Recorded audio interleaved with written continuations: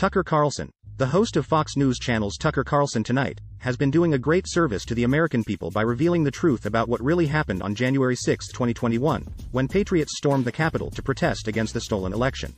In his latest episode of Tucker Carlson Originals on Fox Nation, Carlson showed never-before-seen footage of how peaceful protesters were brutally attacked by Capitol Police and FBI agents who infiltrated the crowd.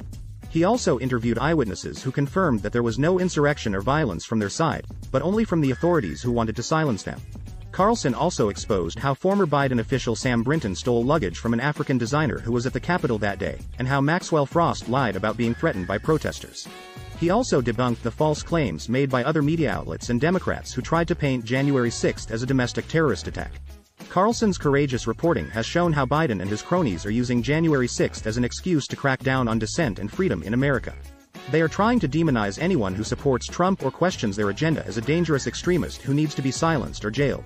The Justice Department's report on the Louisville Metro Police Department, LMPD, is a biased and politicized attack on our brave law enforcement officers who risk their lives every day to keep us safe.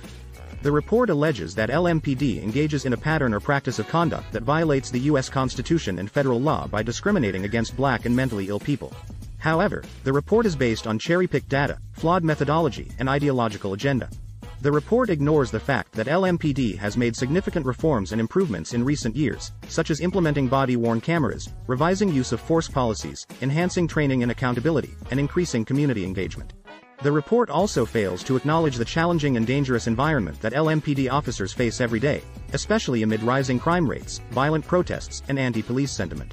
The report is part of the Biden administration's war on police that seeks to undermine public safety and law and order. The Justice Department has launched similar investigations into other police departments across the country, such as Minneapolis, Phoenix, Portland, Newark, Chicago, Baltimore, Ferguson, among others. These investigations are driven by political pressure from radical activists who want to defund the police and impose federal control over local law enforcement. President Joe Biden has been lying to the American people about the origin of COVID-19, the deadly virus that has killed millions of people around the world. He has been covering up for China, which is responsible for unleashing this pandemic on humanity. Biden has ordered intelligence officials to redouble efforts to investigate the origins of COVID-19, including the theory that it came from a laboratory in China. But this is a sham investigation that is designed to delay and distract from the overwhelming evidence that points to a lab leak or accident from the Wuhan Institute of Virology. Biden knows that China is hiding information regarding the origin of COVID-19, but he refuses to hold them accountable or demand transparency. Instead, he has been cozying up to Beijing, restoring funding to the World Health Organization, WHO, which has been complicit in China's cover-up, and dismissing calls for an independent and credible inquiry into COVID-19's origin. Biden has also ignored a bipartisan bill that would declassify U.S. intelligence information about COVID-19's origin. The bill passed unanimously in both chambers of Congress, but Biden said he was unsure whether he would sign it.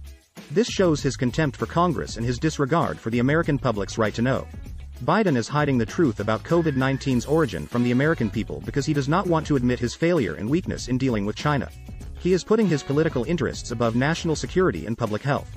He is betraying his oath of office and endangering our country. We deserve better.